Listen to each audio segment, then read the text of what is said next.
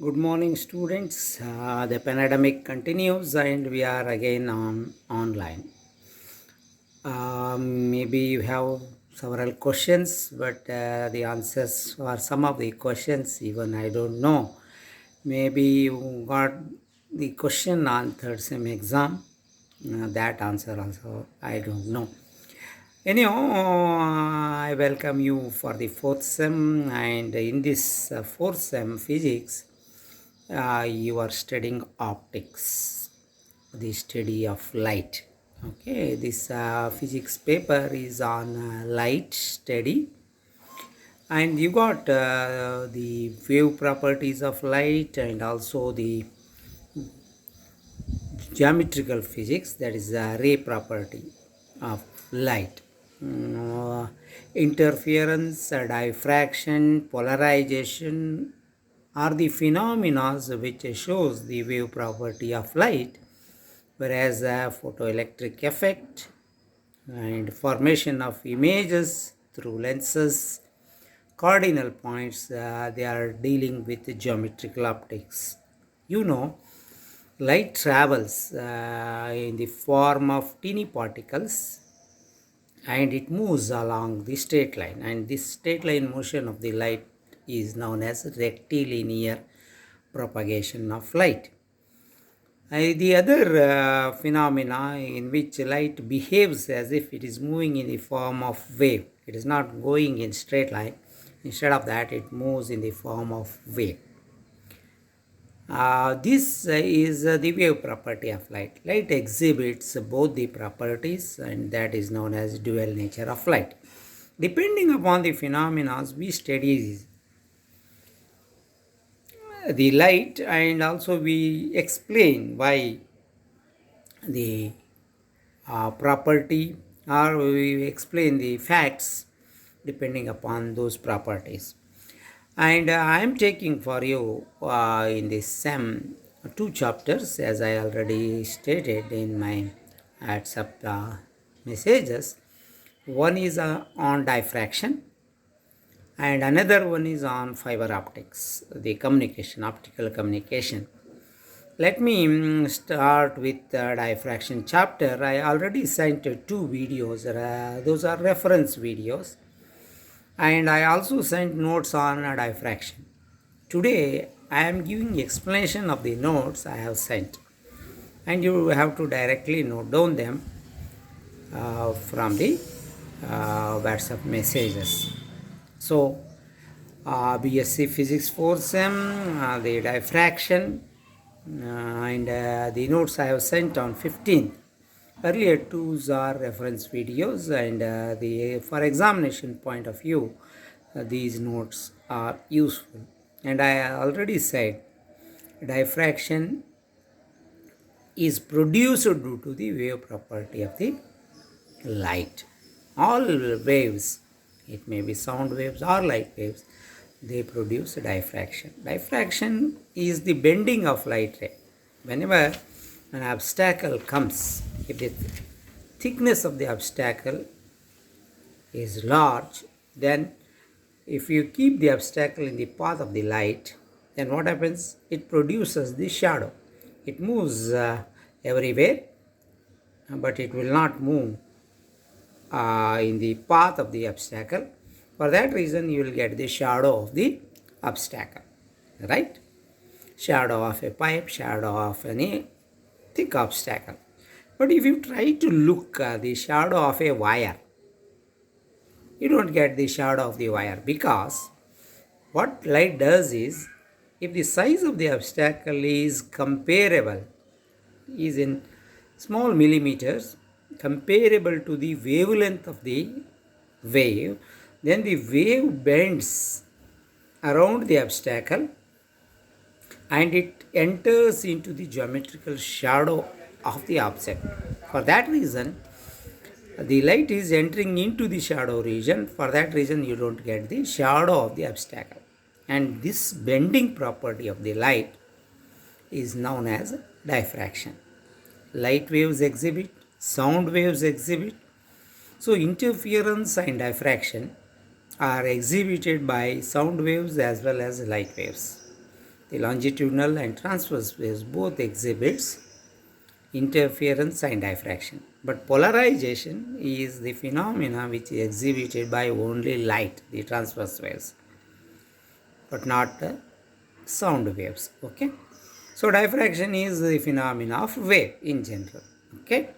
So the bending of light ray around the obstacle and spreading into the geometrical shadow. The geometrical shadow of the obstacle is known as diffraction of light. This is the definition. Maybe it is for warmer question. This phenomena shows the wave nature of light, and it is against the rectilinear propagation of light. It is because wave is it is against the straight line motion of the body. Okay. Huygens proposed the wave nature of light, whereas the corpuscular theory is proposed by Newton. After Newton, interference, diffraction, polarization are discovered, and we ruled out the particle nature of light, which says the light travels in straight line. But again, after discovery of photoelectric effect, we come back to particles traveling in the light traveling in terms of particles which are moving in straight line. So that also holds good. And for that reason we say dual nature. Light, as if it presumes which experiment you are doing. If you are trying to find the wave nature, it behaves like a wave. If you are finding the particle nature, it behaves like a particle. And later you come to know that there is not only speciality of light, any material bodies, they can exhibit the wave nature, and that is known as matter waves. Okay. What is the condition for diffraction? See, many a time we heard a person who is in the other room talking with someone else. We heard him, but we can't see him, because the waves that produced, the sound waves that are produced by that person, comes out through the windows or doors and bend from one window to the other window, and they enter our room and we are able to hear him. But the light waves sent by him are not able to bend through the doors or windows, because the sound waves have got a wavelength in terms of meters, and they can bend around the obstacle whose size is in meter. But light waves, they are in micrometer. The wavelength of light waves are in micrometer. They can bend only obstacle of the size of micrometer. For that reason, we can't see him even though we are able to hear him. Okay. That because the wavelength of light matters. So for diffraction to be observed, what is needed? The size of the obstacle should be comparable to the wavelength of the wave. Then only you are able to observe the bending property of the light. Okay, that is the condition. Okay, the shadow of the thicker object is observed, but not the thinner wire. Diffraction is also observed through a narrow gap. If you allow, a slit is opened. Okay, a slit is opened in between two small gap. If you held closely towards the light, you are able to see through the small opening some lines, fringes, some lines are observed. Those are fringes. Even when there is a narrow opening, what happens? Light, when it travels through that is called slit, single slit. Okay, when light opens here, it may be circular or a long extended slit. Okay, it should be very narrow. Then you are able to see not only light through that gap on the screen, but around that also we are able to see. Because light bends, see this, I will show in the math. Light, you should get the same size of the shadow. But what happens? The light coming here will bend it extends on this side, it extends on this side. So you are able to see the light beyond this gap. Okay, so that is also due to bending of the light. So diffraction can be observed through a slit or around the thin obstacle kept in the path of the light. So the figures are also shown in my notes. Diffraction due to a single slit. If you have a circular opening or a slit, then you are going to get concentric bright, then dark, then again bright, dark, bright, dark. Bright, dark fringes are also observed in interference due to superposition of light coming from two different sources. But diffraction fringes, you'll get a central maxima, dark fringe, again one more secondary maxima, first secondary maxima, again dark, again secondary bright maxima. And diffraction fringes are very few compared to interference pattern. Diffraction fringes consist alternative bright and dark fringes. Okay, and these are produced due to the superposition of the wavefront. Wavefront means what Huygens said is, if you have a source and it produces the waves, crest of it moves like this. If you join the locus, it goes in all the direction. When you have a light source, the light waves moves in all the direction, right?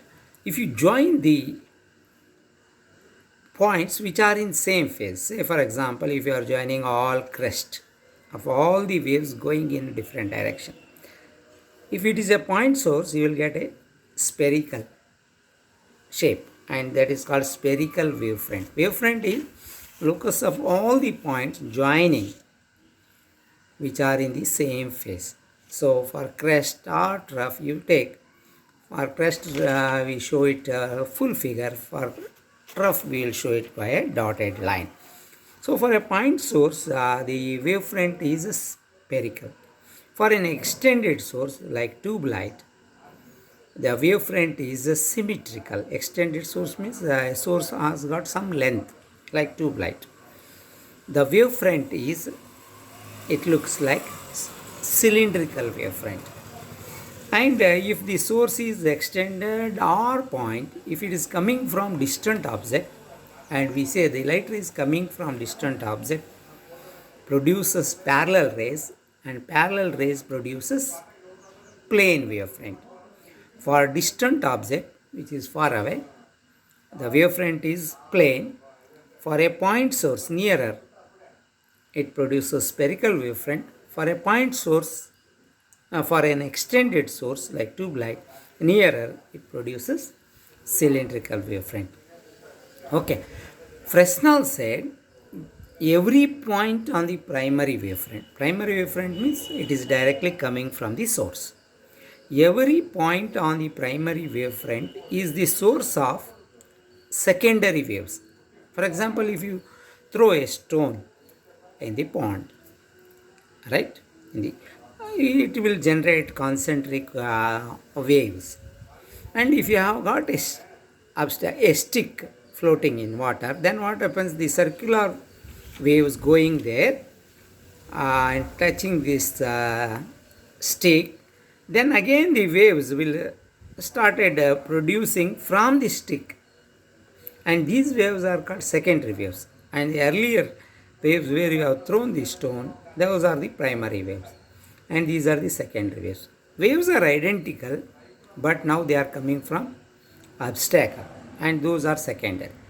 And everywhere on the primary wavefront, if we have got the obstacle, or every point on the primary wavefront is able to generate the secondary waves, and you will get secondary wavefront. Okay, that what we have said in page number 3, and in page number 4 it is a 5-mark question, and many times it is asked in the exam.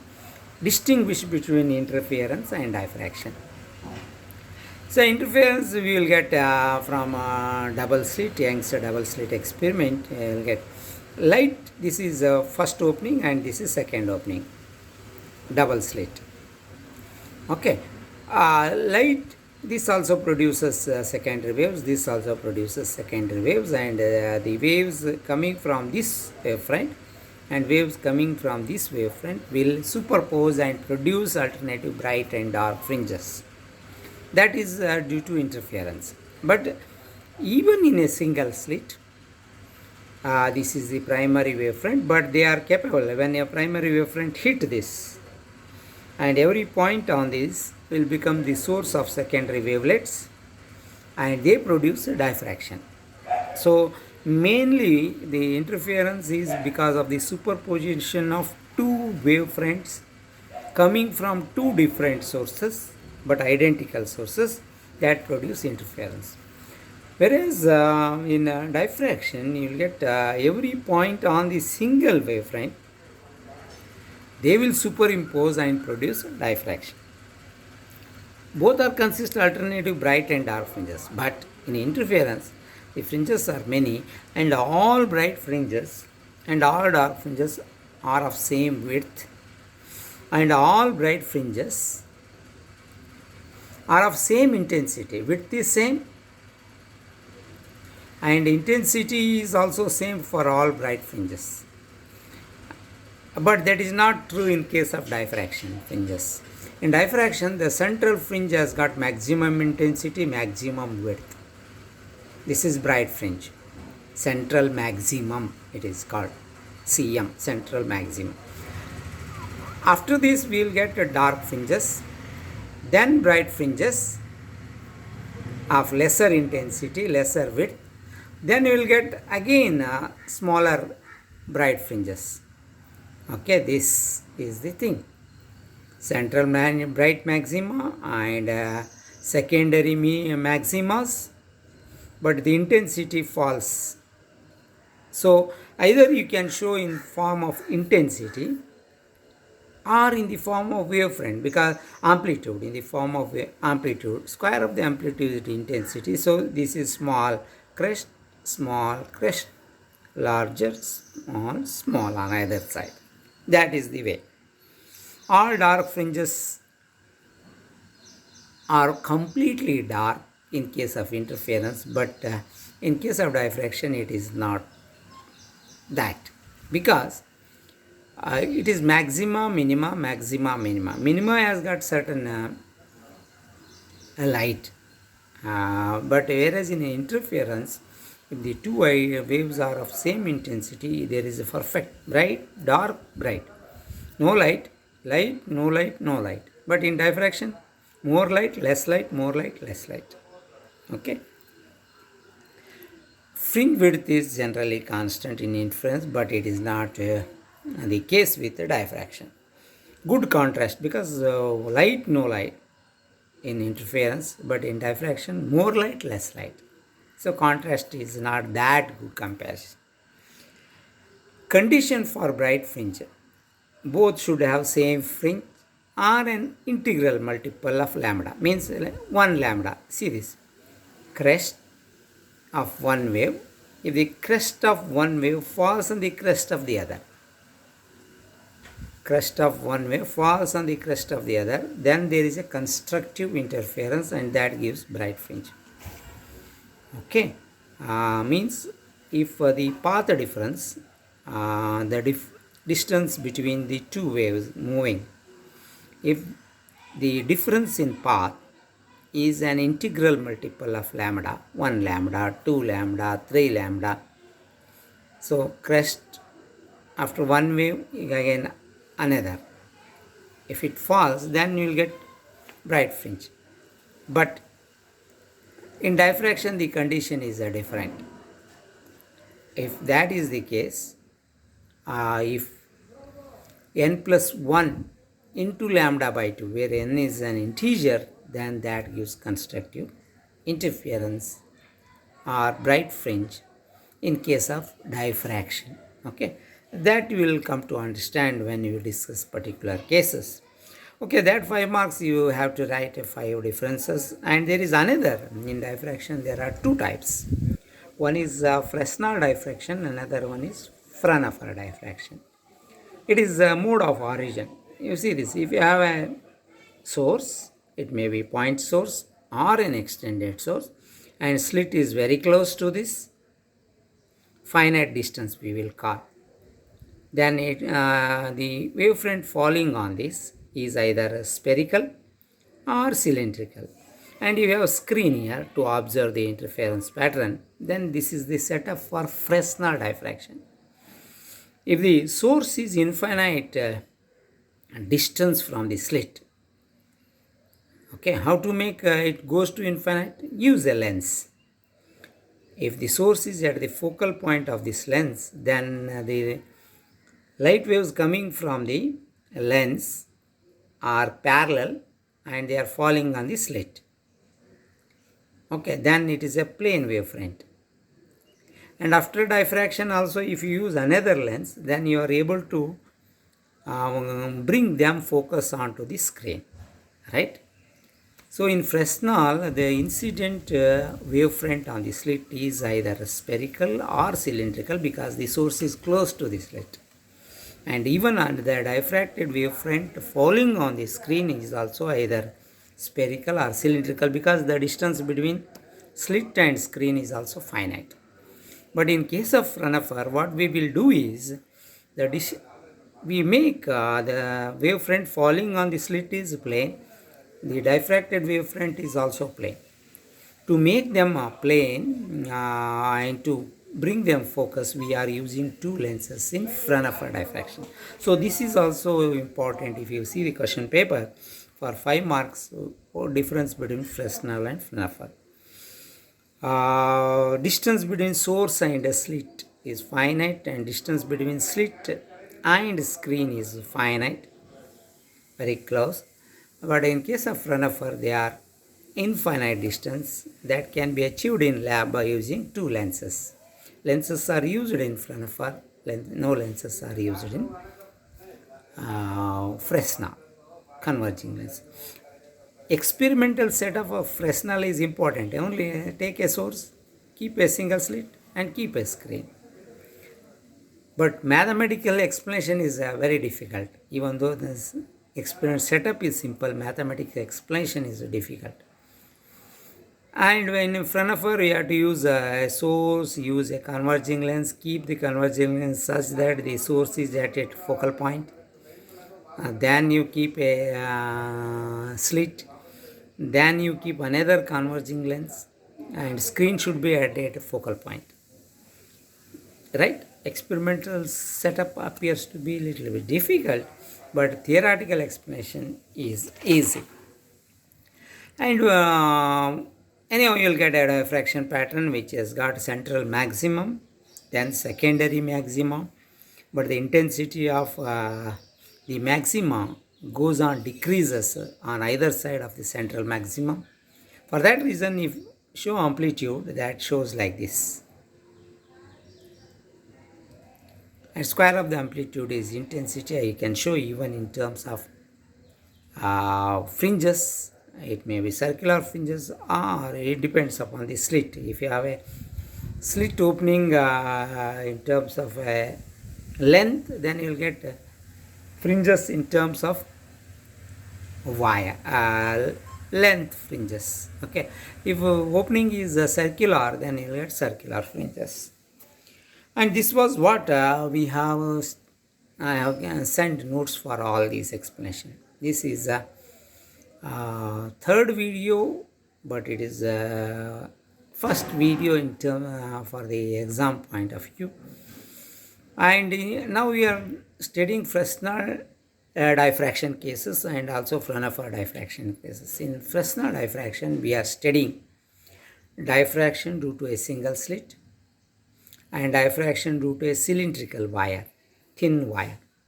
And in Fraunhofer diffraction also we study two cases, one diffraction due to double slit and another one is a diffraction grating. Okay, I will next I will take these Fresnel diffraction of a single slit in my next video. Thank you for observing.